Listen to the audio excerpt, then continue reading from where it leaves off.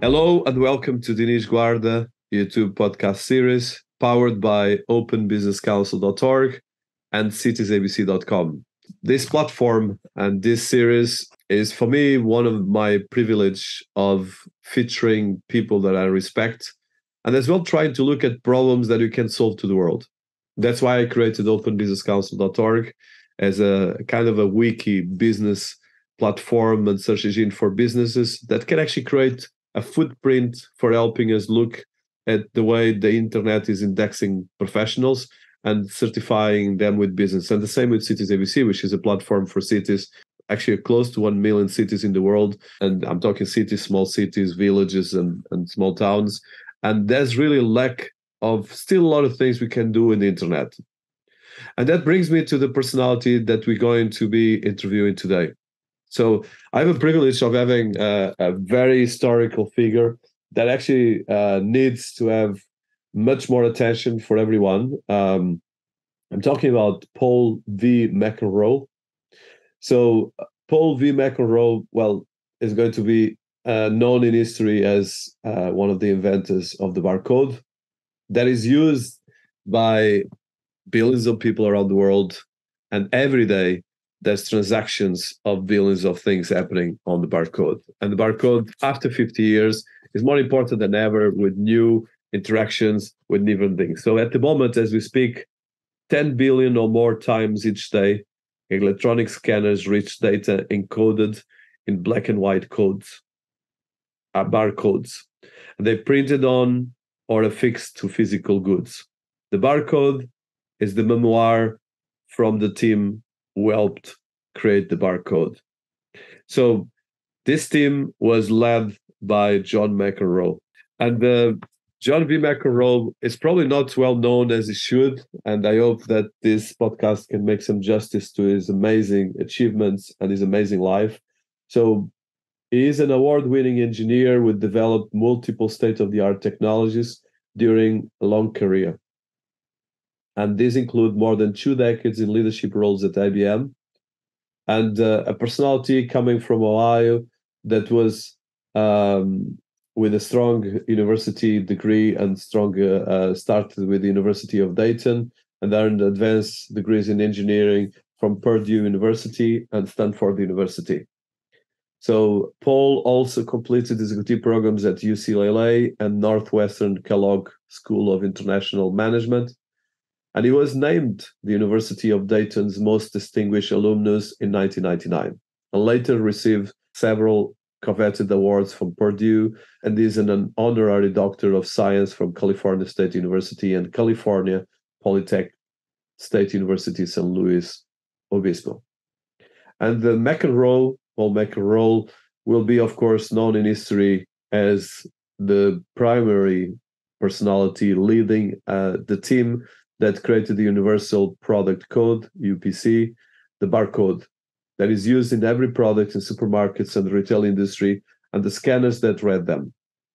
In 1974, he received the IBM SCD President's Award for the development of the supermarket system, including the barcode, and from inception through shipment.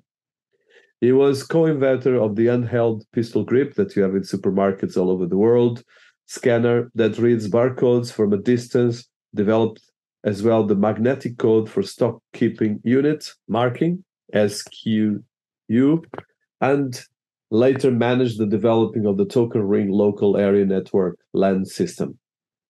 In 1984, McEnroe became president of Trilogy Systems Corporation and developed all other multi-chip technologies. So today I'm very excited to welcome to our series a visionary, someone that has changed the world, I would say the world in a lot of different ways, but especially the world of technology and the world of business. But as well someone that has a fantastic energy. I think everything I read about my special guest today, it's Paul V. McEnroe. And Paul is definitely, I would say, a visionary, but as well a wonderful person, because everything he achieved and as well everything he's been doing in his life is a path towards, I would say, something that I aspire myself in a humble way, but as well, I think someone listening to this YouTube channel should aspire as well, because aspiration is key. So I would, without further delay, I will go directly. So Paul, it's an honor to have you here. Thank you so much. I'm actually honored to be on your program, and I'm looking forward to it. Thank you. Well, the honor is all mine. So Paul, I would like to start. So you have a fantastic life. You achieve amazing things. And I know that even with my team, with the people I work, there's always this moment that people, so why am I doing this? Why do I want to do this? And I know that you have this energy of doing fantastic things. You have a lot of celebrations and a lot of achievements, but you are as well a very person. And I would like to understand what was, if you look at your history, what was the moment or some of the moments in your history, in your background, your parents, a teacher, that somehow made who you are today? Because there's always people in our trajectory that make us who we are. Yes. Well, that's a very good question. I think it would be my father. I was actually born an orphan in an orphanage and was adopted at a young age by family, mother and father. They became my mother and father, and they'd been married 20 years and hadn't had any children, and they were people that were. You'd probably say they were poor. They weren't destitute, but they lived a very modest life. My father never went to school. He too had lost his parents when he was very young and was sort of raised as an indentured servant on a farm in Iowa. Never got to go to school. My mother did go to school, but I don't think she graduated from high school. My adopting mother, I'm always talking about, of course. And so my parents lived in Dayton, Ohio, so they took me there. I was the orphanage was in Michigan, and they raised me and their family, and when I was very fortunate. They were kind, loving people, and my dad, from the point of time at which I can remember him telling me anything, was always telling me, do your best and get a good education. It's the most important thing. And I finally figured out later on that the reason he was saying that is he never got to go to school. I mean, most of us get to go to school. He actually did go to school a little bit, but it wasn't to learn. He had to go to school to take care of the ponies the other kids rode to school. He was born in 1891, so it was before the car, and in rural Iowa, and keep the fire going for the other kids in the school and stuff like that. So anyway, they raised me and told me, I went to school in Dayton, grade school and high school, and then I was able to get a job, and I had a real job by the time I was a sophomore in high school. So I was able to pay college tuition because it was very modest. It was $12 an hour for credit at the University of Dayton, where I went, and it was a very good school and had good engineering.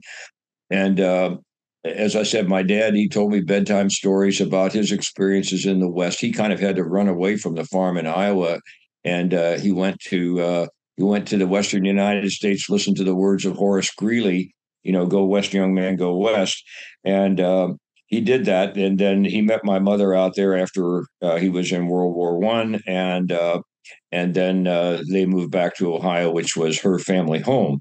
And so I grew up there, and the way I got into technology and everything was I just did the schooling, and I was told I actually wanted to be either a salesperson or a business person or maybe a lawyer or something like that. I really wasn't thinking of engineering. But a lot of people gave me advice that if you want to go into business and work with people and all that kind of thing, the most important thing is to get a good base education. They recommended I go and get an engineering education and then take business as a graduate school at some MBA program or so on, which is eventually did at Stanford. And I didn't get an MBA, but I got a degree in engineer that specialized in business administration. Anyway, So that's kind of what took me down that line. And listening to my father and excited about the Western United States and so on, I took a job with IBM in California and went there. And uh, I gave up the idea of business and law for the while because I was so interested in my studies and I had spent a lot of time and effort, of course, going to school and graduate school, and I felt I needed to get something out of that. So I joined IBM, and I was fortunate enough to be put in a think tank in first San Jose and then Los Gatos, California, which is in the Bay Area near in part of Silicon Valley. And I got to work on a lot of communications and input output to computers, keyboards, displays, scanners, all that kind of stuff. And I became a specialist in scanning. And then years later, 9 years after I went to IBM in 1969, IBM, the CEO of IBM wanted to expand the business model for IBM. IBM was the biggest company in the world at the time by several measures. And he was worried, the CEO was worried that he couldn't keep the growth going just in computers. There wasn't enough growth for computers. Of course, we now know differently, but this was 1969. And so he said, go to Silicon Valley and buy some companies so that we can expand our horizons, not oil exploration or something that different, but something on the periphery of computers. And so they told him, Frank, no, you can't do that. His name was Frank Carey. He was a very famous CEO of the time. And he said, they told him that the IBM culture was such that if you went and bought companies in Silicon Valley, the next morning everyone of importance would quit because they don't want to wear white shirts and wear blue suits and black wingtip shoes and all that kind of stuff and so on. The IBM culture was too much for Silicon Valley startups. So when his staff told the CEO of IBM that, the CEO said, okay, well then find somebody in IBM who already is here, but don't make them live by all the crazy rules that we have that make it difficult to get started in a new business. They have to go inexpensive, they have to go cheap. They can't have all this management chain of command and everything. And so I was fortunate they happened to pick me out, and I got the nod to lead the team. Actually, I was first picked to be second in command, doing all the engineering, and another guy was going to do the business part. But for a lot of strange reasons, which I do discuss in my book, he left the company, and so I got that job as well. And so I got to, start it up and get it going. And they asked me to move the operation to North Carolina because they had a factory there that they had just built and a laboratory that they had just built, and it hadn't been filled up yet. So I went there and I looked at, before I went there, I looked at different opportunities. And growing up in Dayton, Ohio, which happens to be the home of a company called National Cash Register, NCR, and they had the cash registers, the big old cast iron things that you see at every little store in both New York and in the middle of the West. And they had that market for over almost 100 years. And but it was a big machine that was hard to convert to computers and, a thing like a PC. But I could see, while this was a decade before the PC, we could put an intelligent processor on the check stand, and we could scan some kind of a label. And the supermarket industry was asking for a label so they could identify products. And so that on the sales slip that you get at the check stand, it could say what the product was, not just what the price was. And they wouldn't have to do price remarking. They could save a lot of costs, and they could do a lot of analysis of how to use things in the store and have complete automatic inventory control. So I said, yeah, we could do all that stuff. So I proposed to IBM that we do that. Not a lot of money, very modest amount of money for the first 3 years. And they said, okay. And so that's kind of how I got into it. It was luck in a good part of the sense. And the good thing was that I was able to go to North Carolina, and I had freedom to pick a team. So I got to pick the team people, and I pulled together a small team. There was just 7 of us to start with. Uh, I picked people that had experience in communications because as you send signals down a communications telephone wire, they're just little electrical signals, the same coming off a scanner. It's just they come faster off the scanner, but they're the same to operate with. And so you can do error detection, error correction, reliable scanning, all that kind of stuff. And then you can fool around with the signal to optimize it, just like people are optimizing the signal that's sending your picture and my picture around the world today.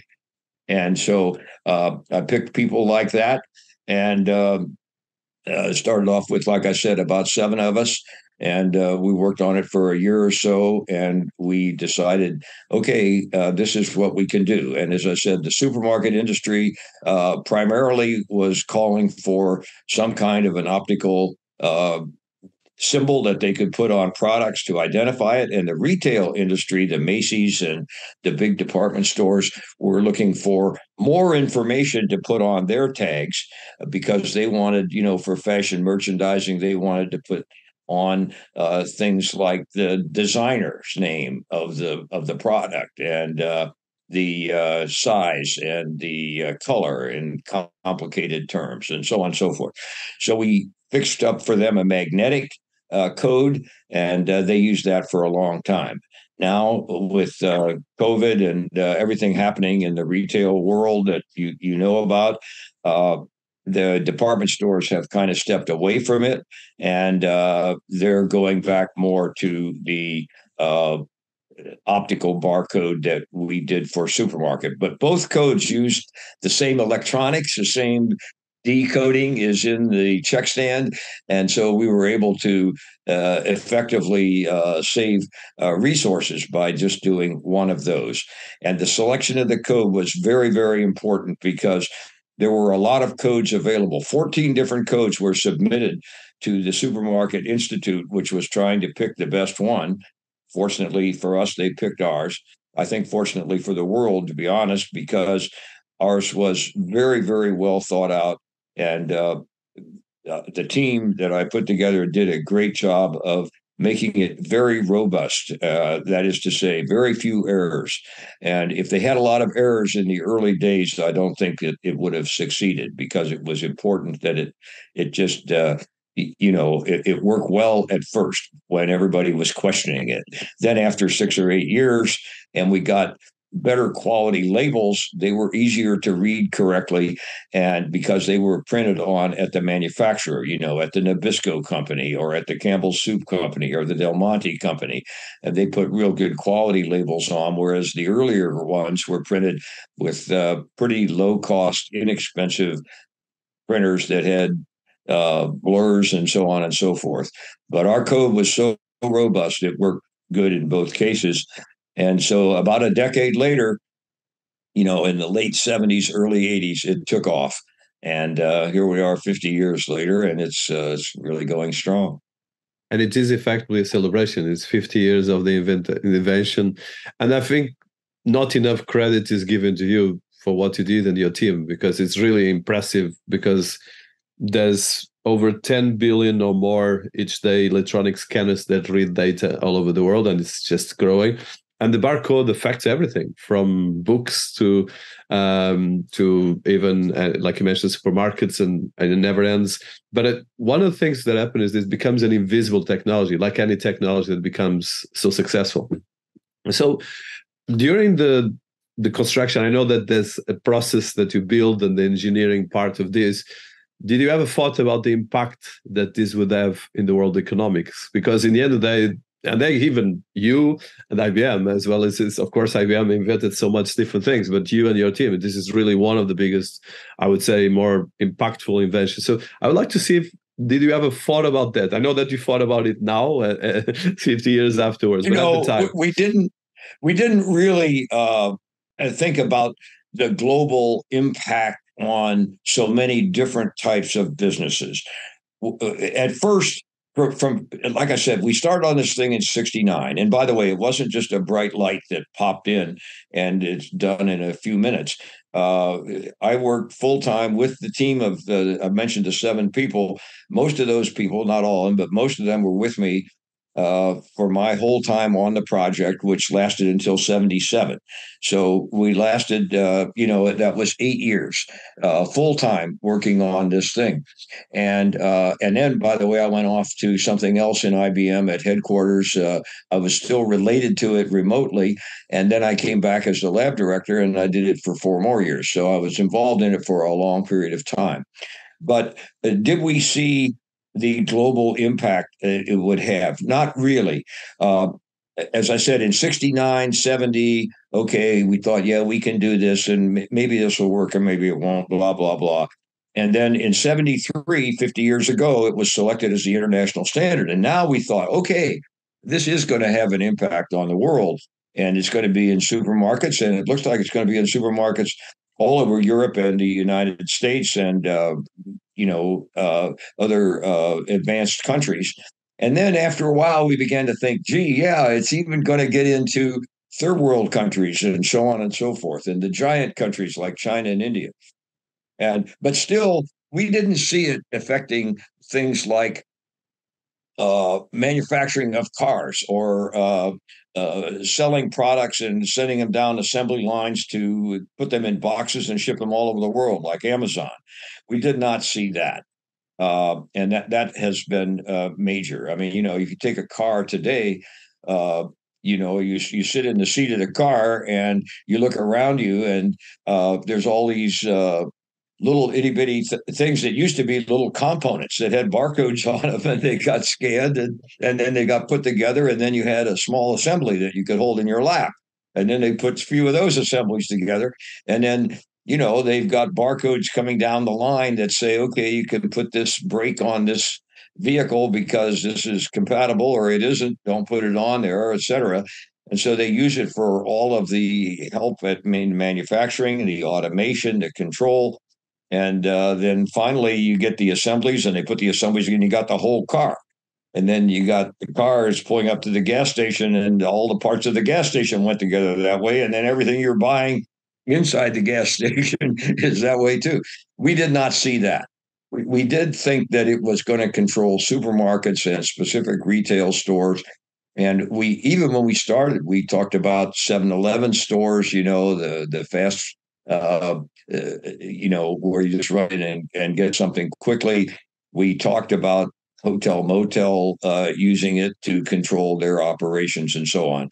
But it wasn't until it was, I'd say in the early '80s that we really saw, oh, this thing is going to go really big and control a lot. So no, we didn't see all of that. We just kind of saw it in its specific supermarket retail store situation.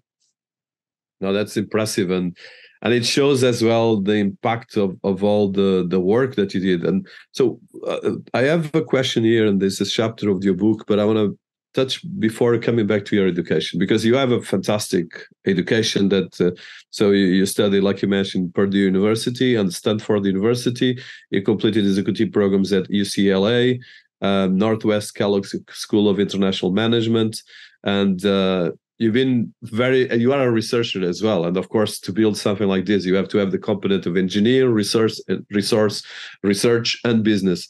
So from that angle, you mentioned about your father, the importance that he pushed on education on you, and as well how that impactful. And it's really beautiful, your story, because you had a family that didn't have a lot of resources, but they gave you the most important, that is the faith and the different things. So from that part to the university and research, because one of the things right now that I've been teaching universities, the challenge is getting people motivated to make a change. And as well, we have all these amazing capacities that you didn't have, but you achieve all of this. So from this experience, both in universities and your own education, what would be the things you could share with people listening to us, especially young people? Because I always like to have the education part, and I know that is very dear for you as well. Yeah. Yeah, I have always been very heavily focused on education. I think it's extremely important. And so, one of the things just to mention, and then I'll try to get more to the brunt of your question, is my wife and I, mostly my wife, has started at the University of California at Santa Barbara a reading clinic because she's a reading teacher, and she points out, you can't get through graduate school or you can't get through main college if you can't read. In fact, it's even hard to get through high school. So we have a reading program, and it's been going now long enough that the people that started out in it who couldn't read at all, and they were in fourth grade, fifth grade. 4 years old, 5 years old, 6 years old, and then going into first, second, third, and fourth grades. And now we can see that they're doing well in college, and so that's amazing. And I know that now people think maybe you could avoid some college. I prefer to see them not doing that, but because of the internet, you can learn so much from the internet. But you could also, I think, get even more from university studies, and I think it's very important. I uh, I feel like, if you're a young person starting out, you go and you get the best education you can get. You learn how to think. You learn how to uh, pay attention to what your sources are. You have to really pay attention to that these days. And with AI, as you've mentioned a couple of times, coming forward, you really got to pay attention to it. What is the real story and what isn't? And but education is a way to open the door to keep learning as you go through life. And as it happened to me, you may not, I know young people get frustrated in terms of thinking, gee, what am I going to do? What field am I going to go into? Well, I didn't know really what I wanted to do either. I pointed out I went into engineering because people said that's the best thing to do to go forward in business and so on and so forth. So, but if you go to university, you get a very good basic ground of study and knowledge, and then you apply that and just work hard through life, not ridiculously, but pay attention to working with people. Especially, I think teamwork is so important because the team can do things that the individual can't do, and that's really my story. That's why on the book there on the cover you'll see right under the title is the word team, because it's a team that did it. And so I think it's so critical that you just do that. And so with me, I did the best I could do in what I was asked to do by IBM, and it all kind of came together. And IBM did a good job. And if you're managing companies, you can do it the same way. They insisted that their people do get education. At IBM, if you're a manager, you got to go to management school 40 hours a year. Uh, every year, you got to spend 40 hours off at some recognized school. That was the story when I went through it. I don't know what it is today, but that was a long time ago. And I think you just do what the best you can, dig in, and opportunities will come up. If you're working in fields that are of interest to you, they'll come up. I had that guy come in my office, a senior executive, and say, would you start us in this? And, they came there because I have worked hard and done the best job I could, and they had some confidence that I would continue to do that. So you do that, and opportunities will come your way. And you just have to have some confidence in that. And when they do come, then you've got to drop everything and put all of your effort and resources into that opportunity.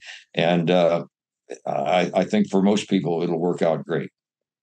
All right, it worked. And this is really, like you mentioned, the spirit of team that you mentioned. Actually, there's a chapter in your book about the assembling the team that is precisely about that. So I want to touch that. So because like you said, it was not something that happened in the air. It was a lot of work, a lot of research, a lot of papers that you work as well. And then finding a solution to a problem. So in one of the interviews you did with entrepreneur.com, you mentioned that when you went to IBM to push this project, you this is your word. So I went to IBM just like you would go to a venture capitalist today in Silicon Valley or Boston or whatever. And I propose that we go after this business, that we build build equipment that would fit the store's inventory equipment, that would sit in a warehouse, and control equipment that would sit in the headquarters, and it would all work together.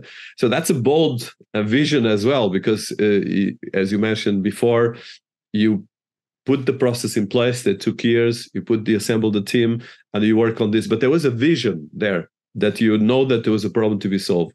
I want to touch the way you assembled this, because you went like a VC. Nowadays, of course, the VCs, especially in the US, have a huge power. But at the time, the world was not so entrepreneurial as it is now. So it's a big, I would like to explain this. And I think it's very important, because if you look back just to the 60s or even 50s, there was no entrepreneur. We would work for big organizations or to the governments. And people forget that. I think we take things for granted, and it's really impressive that you did it in this way. Thank you. Yeah, that's right. And I think that the thing that there was even in the 50s and 60s in companies like IBM, and I think this is true for other large companies, companies that had large engineering organizations. Entrepreneurial was not a word that was discussed a lot. It wasn't thrown around a lot, but what they had engineering teams, and at IBM they divided their research, and research was something that they had people who were physicists and mathematicians and engineers looking in the distant future. But in the mainstream, looking not for the distant future, but what are we going to do in the next 3 years? What are we going to do in the next 5 years? That's closer in. And they did set up laboratories. I know by the time I left the company, I think they had like 20 laboratories around the world. But before that, let's say they had 12, 15. And those laboratories were all managed by engineers. And engineers, degreed engineers. They weren't managed by salespeople or people who had just business backgrounds and so on.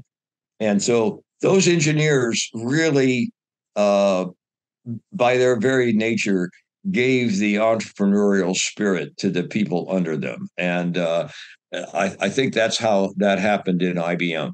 I know the guy that came to me and said, will you lead us in this and set up something? He was an engineer. I actually became his roommate when I first joined IBM. They put a young guy with an older guy.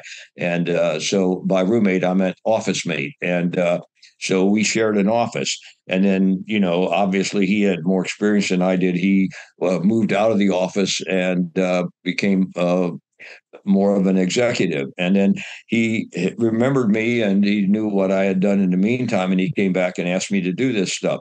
And so he was the engineer. I want to make the point that he's the only person in all history of IBM ever to become the president of IBM who was an engineer. He was a degreed engineer. His name was Jack Keeler, and he was the president of IBM in the early 80s. So, but I think it was the engineers and the engineering organizations that said, hey, development is important. That's what we need to focus on. We need to do it. We need to hire the best people, and we need to give them some freedom to innovate. And so that made up the situation at the time. And you're quite correct. Now there's podcasts on innovation and entrepreneurial and this and that and so on and so forth. That didn't exist 50 years ago. But we did have engineers that went to school and were motivated by professors that they had in engineering school. And then they went out and they were motivated by their own curiosity and so on and so forth. And I had the opportunity to work with a lot of them. And that was, I think that's what allowed IBM to be very successful in those days, and a lot of other companies as well. And, the whole, not only the computer field, the airframe field, the aerospace field, all of the defense stuff, and eventually the internet and DARPA, which was the government agency that inspired the internet and drove it off. And all of that it's engineers and uh, either degreed engineers or people who are engineers by mental status and by what they want to do. No, and the story, so coming back to the story of the barcode, and for people listening to us, of course, we'll put notes during the podcast. But what you mentioned right now is not only, like you said, it was a company culture and as well a culture of respect towards work and process and as well teamwork. But one of the things that is not probably well known, so first of all, is the credit that you should give to you and your team, which I think it's something that your book highlights, and it's really important that we need to look at that. But as well, the barcode, although it was a big substantial investment at the time, so IBM started with $300,000 in the first year, 1 million for the second and 3 million for the third, which at the time was a lot of money if you probably compare right now. But one of the things as well is that in the following year after the code was released, the National Association of Food Chains in the US formed a committee to examine the problem of item identification, and they hired McKinsey. And by 1971, your team and developed the code, or you and your team, and the supermarket committee asked all the interested companies to present proposals, and then they were, of course, presented. But then we submitted the codes and to agree to donate them to the public. And I think this is very important because right now people are obsessed about IP, trademarks, patents, but you actually build something amazing and you gave it to the public domain without royalties or patents. So I would like to highlight this because I think I'm building technology and some technology disruptive, and I interview a lot of people. And there's always a sense, okay, can we do things that can change the world and make a difference? But in this case, donating something that has so much work and as well responsibility and as well funding, it's not a small task. Tell us a bit about this and how you see it now after 50 years, but as well after the impact in the world, and as well looking in perspective now, because we have a lot of other challenges in the technology world right now in business. Yeah, that's very true. And I think that the Supermarket Institute and a particular leader that they had at the time are the primary drivers of the fact that it all became the public domain and not individually owned and no patent royalties. That gentleman's name was Alan Haberman, Haberman, and he was an executive of one of the major food chain companies, and they recognized the need for item identification, and it had been written up in various magazines, the so-called rags of the supermarket industry at that time. And when I did my research looking at what different products to go after, and I mentioned NCR, I also I had looked at banking and I had looked at airline reservation systems and this and that and the other thing. But I really went after the point of sale, and I was helped a great deal by what the Supermarket Institute was talking about. And then I looked a little bit to the side and saw that there was also the same kind of requirement in the major retail chains, in the Bambergers and Macy's and Kmart's and that sort of thing, at Walmart's and so on. And so all of that was pictured itself as an opportunity coming together, and I found that was terrific. But Haberman recognized that if it was going to take off, they didn't want to set up a standard and create some person who would be the richest person in the world. This was before the Bill Gates thing, but they didn't want to make somebody like Bill Gates, out of the barcode. And so they said, whatever you submit, you should put in the public domain. And they were smart enough to realize that they didn't know the technologies, and what to do and how to pick and so on and so forth. So they very wisely hired McKinsey and Company, and we worked very well with McKinsey. And they hired McKinsey and Company to tell them, like, how many characters do we need in the code, to identify the different companies and to identify the different products, and what characteristics does the code have to have. And so then they asked for proposals. And as you pointed out, in 1971, we already had our code. The appendix of the book is a copy of a document that I wrote in 1971 and presented to the National Retail Merchants Association. And so that's 2 years before the code was selected. And as you can see, if you flip through that, we had it all done 2 years before that. And so, by the way, you can read some things on the internet today that says, oh, IBM just came up with this thing at the last minute. And that's one of the reasons I put that 40-page appendix in the book, because it shows that, no, this is what we had 2 years before they even picked the code. And it's all the gory detail of the code.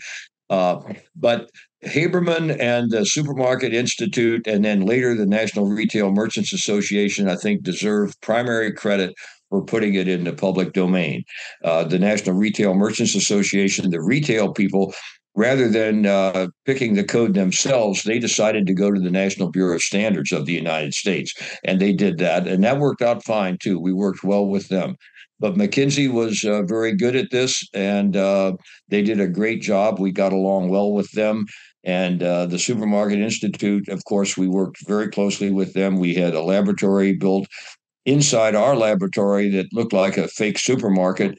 And, we scanned there, and we had every supermarket company that there was come there and try out our scanner and so on and so forth. So I think partly because it is in the public domain and partly because it's not proprietary, that's why it is such a wide national standard. I think if it had been proprietary, then other proprietary versions or slightly different codes would appear, and then none of them would become really the real one. And now there's only one. There aren't any alternative barcodes.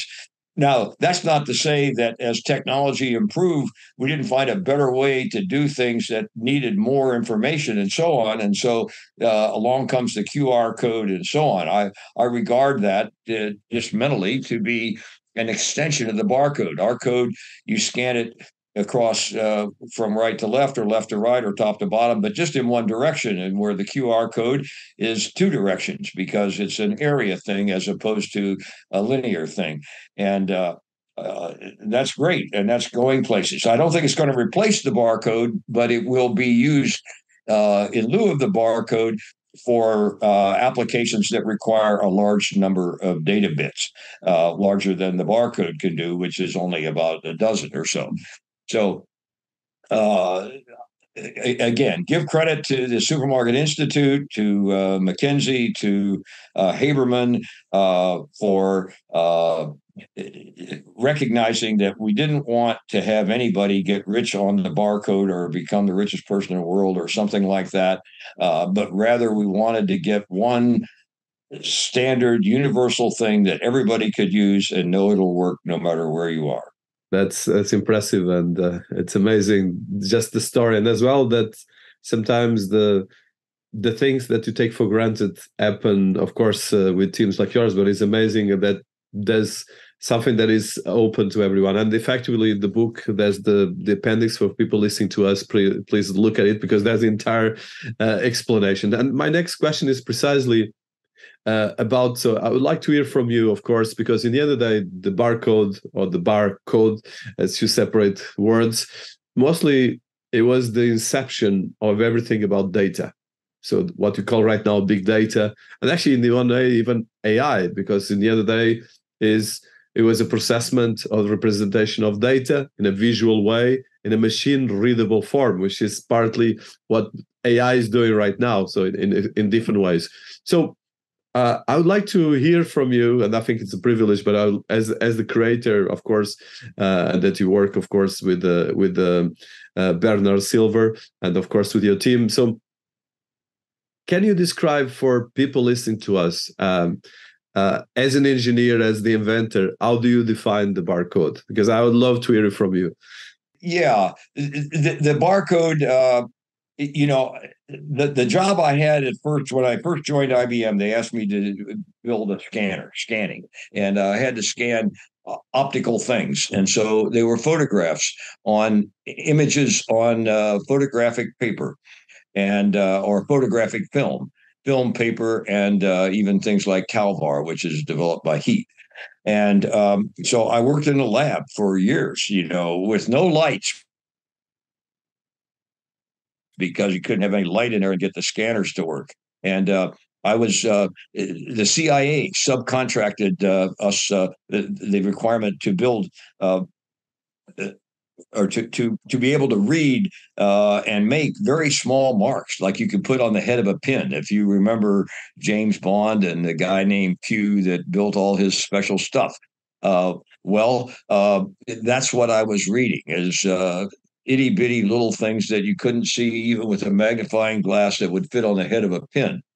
And so we went through all of those scanning things, and it was really amazing. And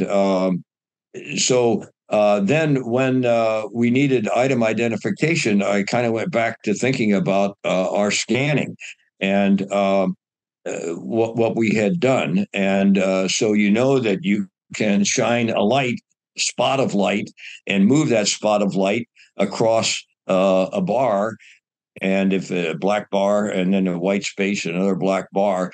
People had done that many times for years before. I mean, we can go back to Morse code and so on and so forth.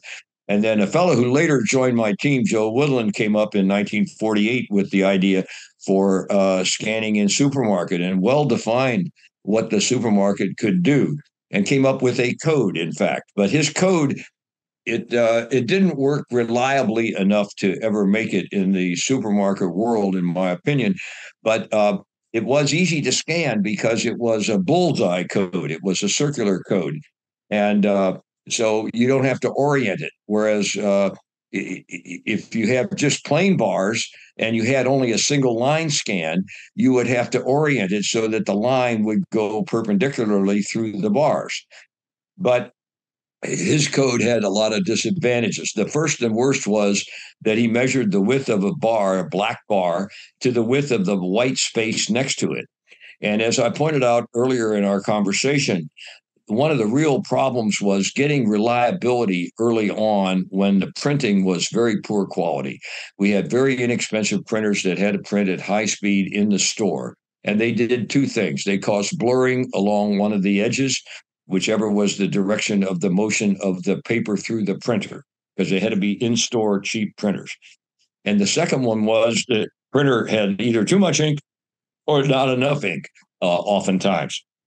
And if it had too much ink, it would make one black bar, all the black bars fatter. Well, if all the black bars got fatter, guess what happened to the white spaces? They all got skinnier.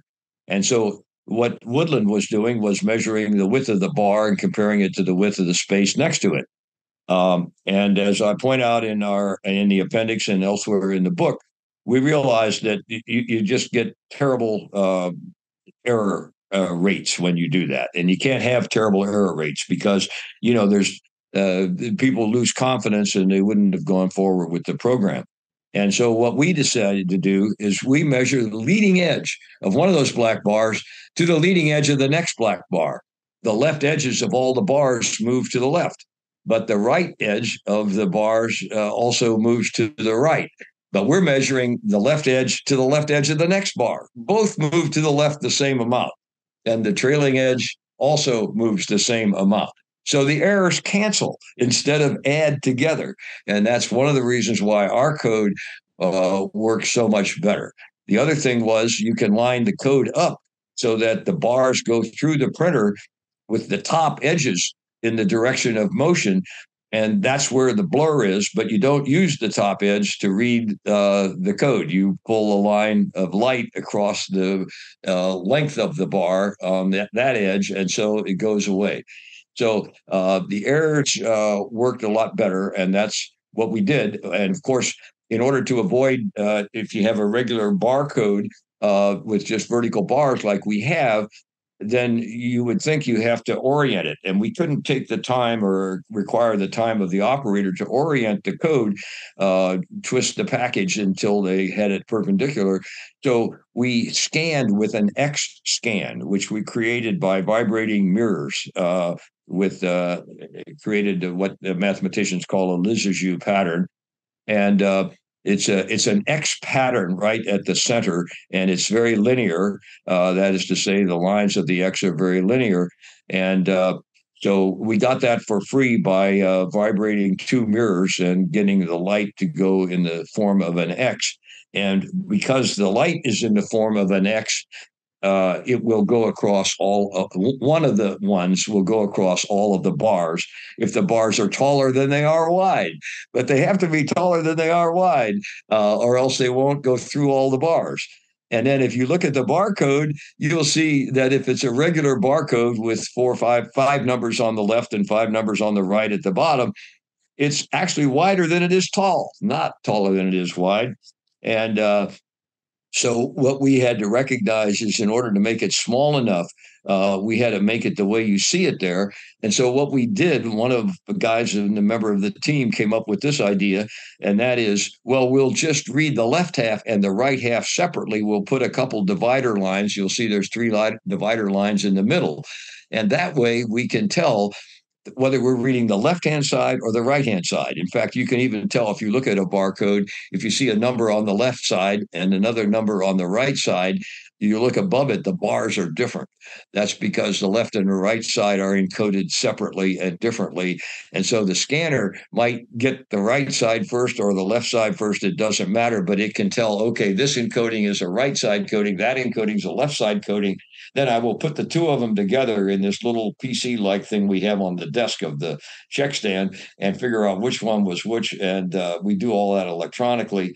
And bingo, we get a small label, a small barcode that's very reliable, has almost no misreads, even though it's blocked up. It even has error correction. You know, if one of the digits is totally blocked, the bars on it, it can still read the others, and it can calculate what the last one should have been and correct it and change it. That's known technology in the field of communications engineering.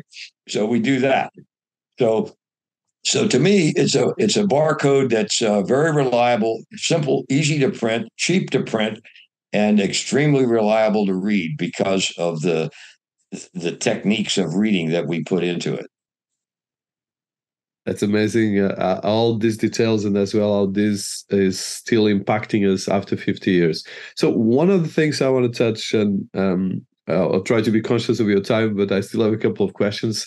So one of the challenges was the public reception of the technology.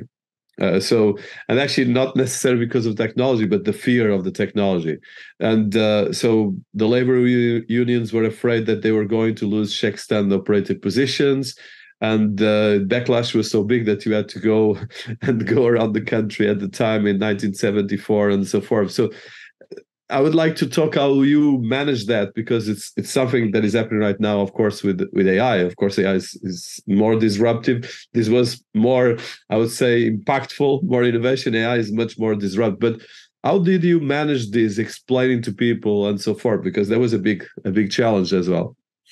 It sure was. That was a giant challenge, almost the same as the technical challenges. And yeah, I mean, the first really hit of it came at our first store opening in '74. We opened a store in a giant supermarket in Tysons Corner, Virginia, and sent my best engineer up there, one of the first 7, and he was going to call me and tell me how wonderfully the store worked first thing in the morning. We had checked everything out. We even had duplex controllers in the store and so on and so forth. And he calls me up and says, Paul, the store couldn't open. What? How could that be? We checked everything 6 weeks from Sunday. And he says, well, there's a picket line outside, as you said. And the people, the labor unions were worried they're going to lose check stand operators. Then the second thing that came up was the public, and particularly the legal representatives to various governments around the country, both the United States Congress, the Senates, the states, cities, and everything, were worried that consumers would suffer by not having the price on every item, because, before the barcode, you had the price on every item because it's the only way you could check you out. They had no idea what the price was. The check stand people didn't know what the price was. You pick up a can of Campbell's soup that somebody's put on the check stand, and you have to look at it, and you see 13 cents or whatever it is, and you key it into the big old IBM or NCR cash register. So we recognized, okay, that's got to go.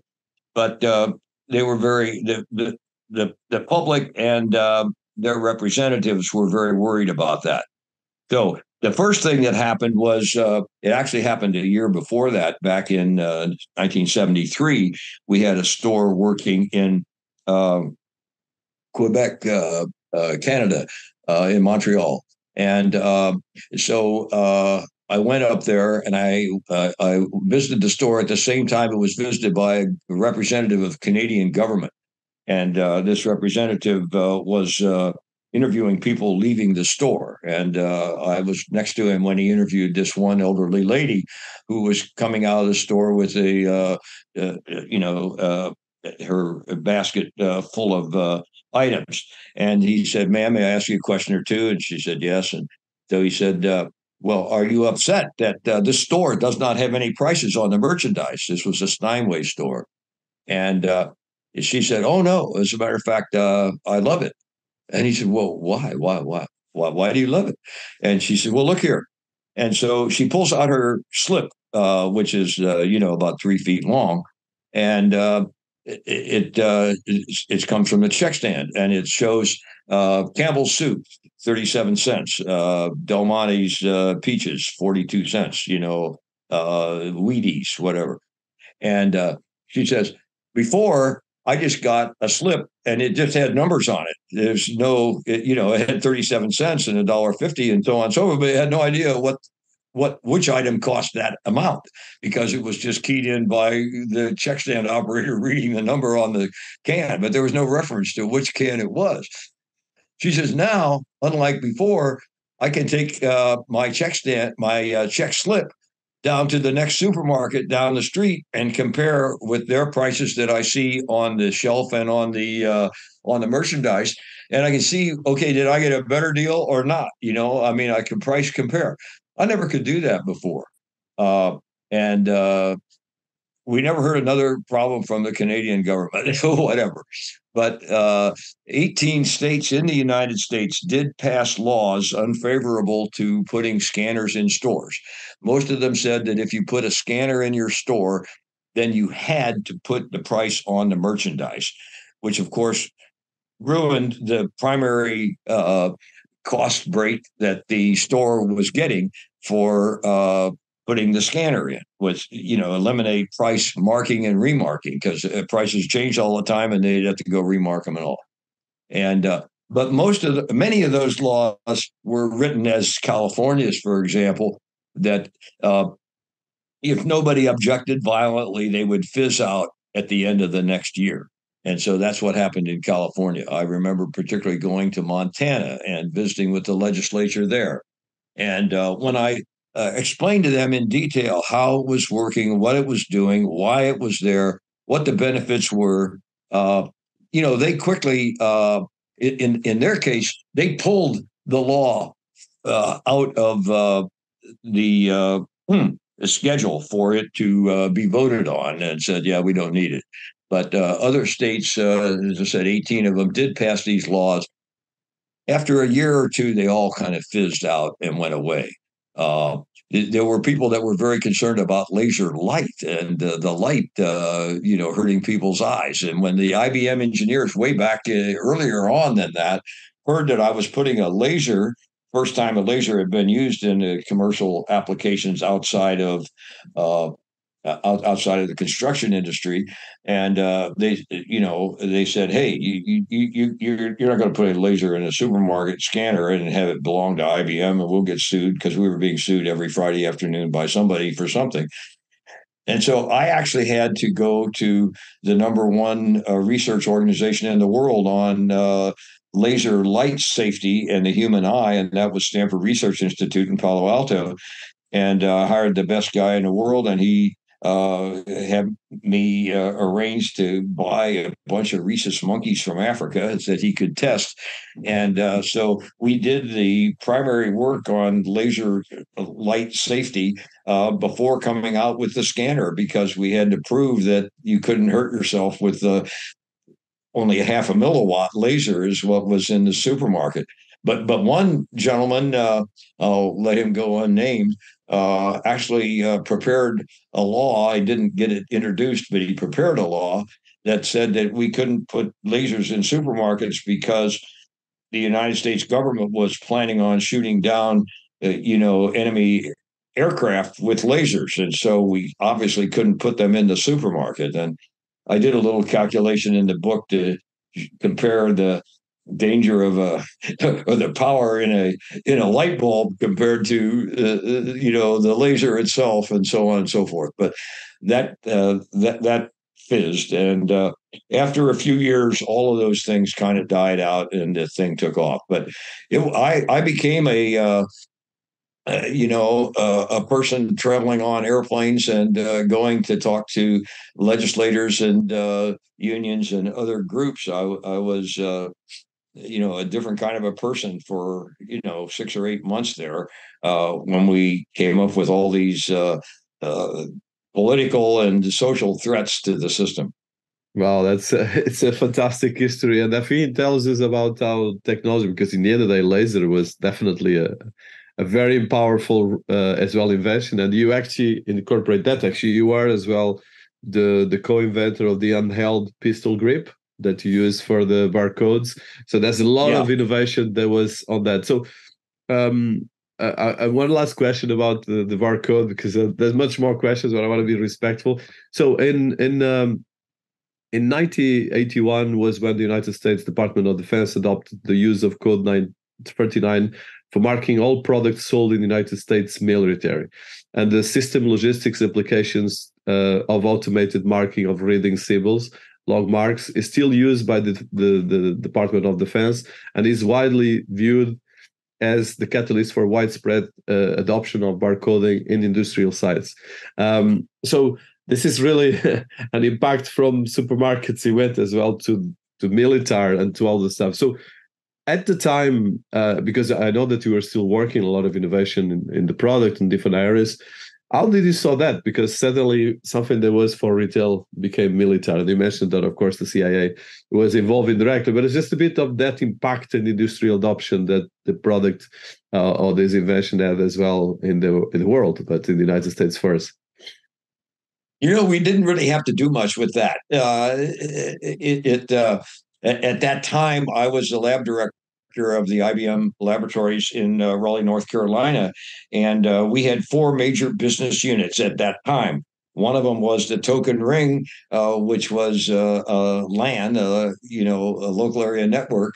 And by the way, that was developed from the communication system that those 7 guys first came up with when we had to figure out how to get from the check stand to the back room of the store.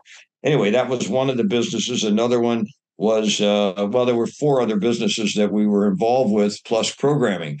And so my time was divided equally between all those, not focused 100% on the supermarket at that time in 1981. But, I didn't personally get involved in that. I don't think it was an issue at all.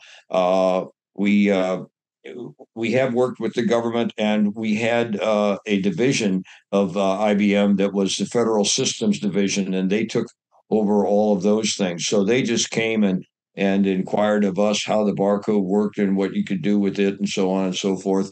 And they took care of working with the government. So it really wasn't much of an issue. It was sort of taken care of by other people that work with the government all the time, work with DARPA and so on. So yeah, it was fortunate, but it wasn't really an issue. No, that's really impressive as well. So the barcode in some ways, it was, I would say, in a lot of ways the the the I would say the inception of what we talk right now about data, about metadata and data in general. So of course that is became, of course, all the economy as we digitize the economy and so forth. So from your work from the last 50 years, and as well, of course, you went for a lot of other inventions. How do you see this part of the barcode opening a lot of the gates of what we look at the global economy capacity to evolve, and as well the metadata as becoming the ubiquitous feature of the business world and actually the society in general, because barcodes are used for medication, for food, military mission, and so forth. But this part of the data, because data, of course, is what creates right now the power of AI, where we are right now. Yeah, just think about it for a minute. Remember when we first started the conversation today? I told you about the head of IBM said we need, there's not that much growth left in computers. We need to create applications that going to generate data on the periphery of computers. And for one of those reasons, I picked retail and supermarket, because by creating the barcode, look at all the data we're creating. Well, bingo, it worked, right? I mean, now, we have all this data. And of course, it's not the only thing, it's just one of many things that are creating immense amounts of data. And so it really goes back. He was right. Right. We need to develop applications. If we're going to sell more computers, we need to develop applications that create data. They didn't talk about metadata. They didn't, but more bits. And in fact, we created so many more bits in the supermarket application that we had to develop not only a new communication system, which became the token ring, which is a local area network, but we also had to change the basic recording. It was the first, what we thought at the time erroneously was contact recording on a spinning disc, which was Winchester technology that later became, the floppy disk. That was created for supermarket because we had so much data. And I might go and comment that in this little think tank in Los Gatos, California, in the mid to early 60s, 64 timeframe, we did, it wasn't called AI at the time, but we used that kind of technology. And one of the first scanners I built was for the post office to read zip codes. And one of the techniques that we used was, even in those days with computers, we could compute so much faster than the human mind. We could calculate and guess. So if you can make a pretty good guess, you can guess 100,000 times, and you can answer a lot of questions by guessing the right answer and then putting it into an equation that works and seeing if your guess was right. Well, you know what? That's not too far from what AI is. I mean, they can take a billion guesses in a few seconds, and one of them will turn out right, and then they can test that to see if it's right. And so, yes, now the barcode was just one of those applications, but now with the QR codes and other codes coming along, we're creating immense amounts of data. And now, of course, the whole world of magnetic recording is so different. And now we have solid state recording and solid state chips. We put the first solid state integrated circuit, in IBM in the barcode. the barcode scanner reader and the check stand. Those are the first in all of IBM. We were the biggest leading company in the world at that time by many measures. And so yes, we did that at the time, and it worked out. But now, and by the way, we had 300 circuits per chip, not 300 million, not 300,000, 300 period. I mean, but still it reduced the cost and it made it cost effective. And so, but now we have zillions. And so I think, yeah, the whole world is going to change. We got to be really careful with AI. And it has both tremendous opportunity for wonderful advancement, and it also could get us in a lot of trouble. And everybody's talking about that. And yeah, but certainly the barcode has created a tremendous database around the world, and now we're able to deal with that more because of the wonderful technologies in magnetics and in semiconductors, where we can deal with those kinds of numbers. It's going to be amazing where it goes, and we're going to have to be very smart, very careful about how to apply it. No, that's very impressive. So after 50 years, you just touched part of my next question, is the next generation of barcodes is still giving. So there's right now two-dimensional QR codes. You mentioned then powered by GS1 and GS1 data matrix. And the end of the day, they're changing again our lives. So I know that at the moment you're not involved in all this innovation, but it's really a lot of stuff. And you touched the importance of this. So there's even China, for instance, in 2021, GS1 China started to promote 2D barcodes and 20 major key branches, including the Zhejiang branch of GS1 China, have joined the project. So this is really right now there's a lot of innovation. Like you mentioned, there's the data, but there's as well innovation on the product itself. So the product didn't become obsolete like a lot of products. It's still super useful. And for instance, I was talking recently with one of my partners, and we were talking about creating QR codes for payments, QR codes for having all your data and so forth. So how do you see this new iteration after 50 years and show the impact of the work you did from the beginning? Right. Well, I think what's going to happen is the barcode will keep going on as the primary code of use and method of use, where you need only a few digits, like 16 or so digits. I mean, I can see them. We've expanded a little bit. We started with 5 and 5. And of course, we allowed for you to have a half code. So you could have 5 or you could have 10. And then we had country code buried in there, which you couldn't see. So that was an extra code. And now they've got 6 on each side, and they're going to grow. And that could grow a little bit. But I think the barcode application will go on for a long time because it's so inexpensive, so widely used. Nobody has to pay anything in royalties for it or anything like that. But I do think that there's going to be a boom in QR codes and maybe other technologies. RFID hasn't really gone too far yet because it's fairly expensive to you have to be able to send a signal from what you put on the paper, or what you put on the tag, and that's always going to require extra expense. And the QR code also requires extra detail and management and so on and so forth. So I think the QR code is going to go high and fast and become much more used around the world, and its volume will go way up. But I don't think it will replace the barcode itself, because the barcode is too simple, too easy, too cheap, too used by so many people, and it's very effective. You don't need more. So I think QR codes will increase much faster than barcodes will, but the barcodes are already 10 billion a day. And so, that's just going to keep going. It'll go up higher and higher.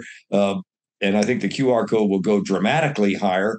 but still, I don't think it'll achieve the same levels of volume. Perhaps a different kind in different kinds of applications, but uh, I think those will go up, and maybe new codes we can't even imagine will come into bearing. But I got a feeling that the barcode's going to be around for a few more decades. No, I don't have doubts. I think, like you said, and you made it very clear how the fact that it's open. In the end of the day, we can call it open code or open source right now, but it's amazing the innovation that has been coming out of it nonstop. So I know that we pass almost 1 hour now, so I have two last questions. I want to be very respectful. So one of them, I had to ask, okay, as one of the persons that will stay in history that invented technologies that affect the lives of almost everyone in the planet, because everyone goes to the supermarket, everyone goes and picks some medicine at the moment. How do you see the next iteration of course, the AI, which partly touched as well on the barcode of the data that you mentioned, but how do you see AI? Because we are in a very important moment where there's the creators of AI, and I'm part of that, and there's other people that are, of course, panicking, and even me sometimes I panic about the possibilities. But I know that you are a humanist, the way you've been focused all your career about innovation, but as well about people. And one of the quotes I love from you is, "Don't burn your bridges as you go through life. When you have to go back and call upon people, they're always going to be happy to come and help you again." And I think it's very beautiful as well how you are a person of bridges. So how do you see that when it comes to AI? Because AI right now is arms race. There are people talking about an open-ear or open-meyer, I'll spell it wrong, of AI and humanity. And as well, this, in the end of the day, it starts partly inventions like yours. Yeah, as I did mention a little bit before, I think it's a dichotomy. I think AI has a tremendous opportunity, and but also it can lead you down the wrong path. I mean, the simplest little minor thing that you might think about is the way students can use it to get through school, and you want to be sure that they don't use it in such a way that they avoid learning by getting the AI to do all the work for them, and they don't change their own mind. I mean, that's just one simple little thing. But what it can do to fake people out if it's used in the wrong way, to make arguments and come up with stories and write essays and everything else to make a certain point, and maybe the point is not right. So, in the right hands, I think the right controls, AI can be absolutely fantastic. In the wrong ones, it could be a real problem, and that's why you said from time to time you may panic yourself, and I do as well. I do think I've read a little bit about how they're talking about getting some organizations together to try to control and manage it and direct it. And I think we need to put our very best people on those things. We need to put people that are thinking about the good of humankind going forward, and who have technical expertise as well, and not a lot of monetary benefit to gain from these things. And how you pick these people is very, it's an issue, and we need to get our best minds thinking about how to do that and how to go forward. It's going to come no matter what. We need to manage it and control it in the best way possible. There's no way to stop it. That's not even an option. And I'm not saying it should be stopped. I'm just saying that we need to be careful about how we develop it and how we get it going, because it is going to allow incredible analysis. It's a way, as I mentioned before, in the most simplistic terms, to be able to guess very effectively in a way that the human mind can almost follow. So I think it's a big issue and a big opportunity at the same time. I appreciate. So my last question, and this is an inspirational one. So you have in chapter 10 of your book a light reflection, and in your book you mentioned that You operated like a Silicon Valley startup, and in addition to your regular job in developing and engineering, you was as well a system manager in charge of market planning and business manager. So you had a lot of different tasks, and you were very prolific in all your different hats and different ways you put things together. So for people listening to us, because like you just mentioned the risks of AI, first there's the concept of digital obesity. Like it was television before, people would stay in front of the television all the time. So technology keeps reinventing itself. It's just more disruptive. But as someone that achieves so much, what would be the message you would take, a message that you would take for young people listening to us? Because they have, like you said, there's so much tools, and you wrote that people can search, they can have the internet. You didn't have that. In your case, you had to go for papers, you had to go through patents and research. It was much more difficult than it is now. So I think that's the human part as well. You are a lover of horses and an expert as well in horses, and you did a lot of things in education with your wife, which you mentioned before. So I think that part as well, I want to highlight for people listening to us that you with your wife Tina founded the McEnroe Reading and Language Arts Clinic that you mentioned. But I think it's very important because of the legacy you leave, and of course you are a lifelong equestrian enthusiast. So what would be the message, and I think from your wealth of experience and of course achievements, that you would pass for this young generation, which is part of my audience, but as well for entrepreneurs and people that are struggling or looking for a way of looking at life in a different way? Well, I think that from the point of view of entrepreneurs, innovative people, particularly engineers, the aspect of a view of looking at problems and solutions to problems, it's the systems mind, the systems engineer.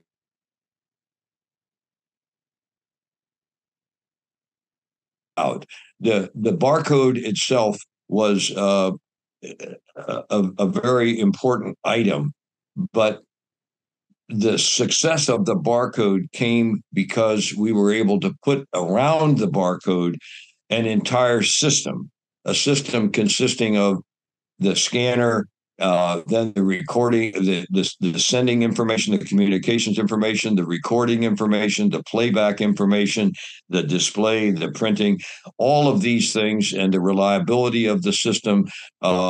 It's all systems engineering. It's wrapping everything around it, and as people look forward to other things in life, I think that's a great view for entrepreneurs and people in engineering, especially. But it's just my wife is right at the moment on a volunteer basis running a museum, and so it's how do we put together everything we need, look at the whole package and focus on that. And if you're working on an idea of a thing that you might invent or you might come up with, think of how that is going to fit into the world. Think of how that is going to fit in to the use of various people, different kinds of people. And think about it as a collection of, I have to keep using my word system. It's a group of things taken together. And I think that really helps. And a lot of people that have had success, not all of them, but a lot of the people that have had success in coming up with different ideas think about the whole system. I mean, even think about guys like Steve Jobs, think about guys like Bill Gates, so on and so forth, what they've done. It's all the kind of a systems thing that they ended up putting together. And that certainly is true of the barcode. And it doesn't even have to be technical. It can be putting everything together. I mean, you mentioned the equestrian thing, and in fact, I love ranching, and I switched from what I was doing on the barcode and engineering things that I did with different kinds of engineering problems, and I wanted, like my father had encouraged me to go west, young man. I always wanted to be a cowboy. So I bought a ranch, but I looked at the ranch from a systems point of view. I bought bare land and I laid out buildings on the land. cow buildings, horse buildings, a house, the structure of roads, fences, everything is organized. And now I've been here 30 years and I'm still enjoying it because things fit. I can add things in because they fit together. Call it systems engineering, even though it's cows, not electrons.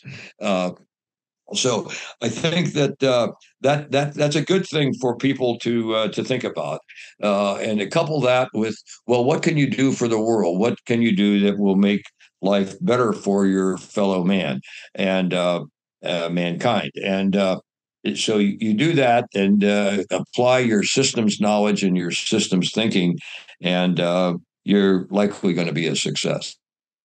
Wow, that's a wonderful, and I like the idea of applying a system because we need it more than ever. And I think it's your engineer hat, but your human hat as well. And well, it's been an honor. I know that it passed 1 hour and a half. I had much more questions, but I want to be respectful because 1 hour and a half, even for you, you need probably to rest. But definitely, it's been an honor to have you here. There's a lot of learning that I got here from the innovation that you brought to the world, the as well the creativity, and as well the sense of persistence as well, and resilience to build the technology that of course marks part of our present civilization, but as well all the energy that you've been putting on things you do. So Paul, I want to thank you for this time. It's been an honor, but as well I'll of course will promote this. Definitely I might invite you again, but I'll let it for now. And thank you so much for this. I would love to talk to you again. I've very much enjoyed it, and my best wishes to you for the future, and a good day today too. Thank you so much. Thank you.